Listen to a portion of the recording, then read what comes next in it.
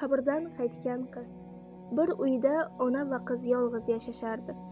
Eri allaqachon vafot etgan. Ayol kiyim-kechak tikib, uni sotib o'sha pulga tirikchilik qilardi. Qiz juda yosh, taxminan 10-12 chamasi.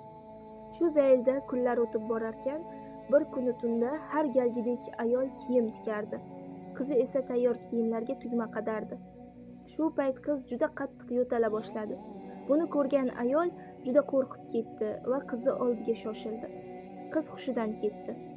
Ayol dod solib qo'shnilarni yordamga chaqirdi.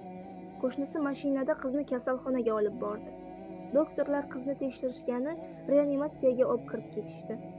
Afsuski, ancha vaqtdan keyin doktor chiqib qizning yaqini bormi deb so'radi. Ayol bechora yurak hovuchlab, "Men uni onasiman" deb yugurib bordi va doktorlardan "Sizga sabr tilayman" degan javobni oldi. Ayol shok holatiga tushib qoldi.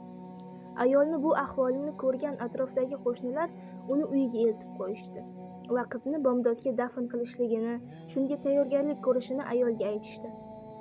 Qo'ni-qo'shnilar ertalabgacha ayolning yonida bo'lib, unga dalda bo'lishdi. Qizni dafnga tayyorlashdi. Vaqt bo'ldi. Qizni bomdod namozida dafn qilib, uni haqqiga duolar qilishdi va hamma uyiga tarqaldi. Ayol kuni bo'yi shok holatda bo'ldi. Bu mash'um voqea ayolga juda qattiq ta'sir qilgandi. Shu zaylda kech tushdi. Soat tungi 9lar chamasi. Ayol oldida faqat qo'shni ayollardan bir-ikkitasi qolgan. Shu payt eshik qo'ng'irog'i chalindi. Ayol o'zi borib eshikni ochdi va hushidan ketdi. Eshik oldida o'sha dafn etilgan qiz turardi. Ko'kragidan osti kafan bilan yopilgan. Qolganlar ham ko'rib baqirib yuborishdi va sekin-asta o'zligiga kelishdi. Qizni sekin uyga olib kirishdi. Qiz ham qo'rqib ketgandi. Shuning uchun ichida tinmasdan yig'lardi. Sekin-asta qizdan bo'lgan voqeani so'rashdi. Qiz so'z boshladi. Men kiyimlarga tugma qadayotgandim.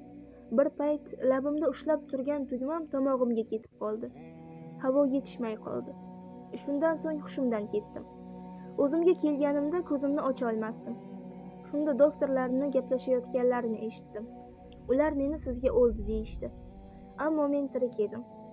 Tomog'imga tiqilgan o'sha tugmaning teshiklaridan o'pkamga ozgina bo'lsa ham havo kirib turardi. Shuning uchun ham yuragimni urishi ham juda sust edi. U shunchalik past pulsda urardiki, uni urishini hatto o'sha apparatlar ham ilg'ay olmadi. Meni oborib dafn qilishdi. Xudoning irodasi bilan tugma ichimdan tushib ketdi va men chuqur nafas ola boshladim.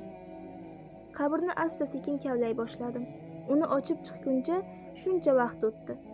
Meni kechiringlar, sizlarni ham qo'rqitib yubordim, debdi qiz. Bu gaplarni eshitgan atrofdagilar shu zahotiyoq Allohga istig'forlar aytishdi. Qarang vatandoshlar, Alloh asragan inson hatto qabrdan ham tirik chiqadi. Alloh buyuk va qudratli zotdir.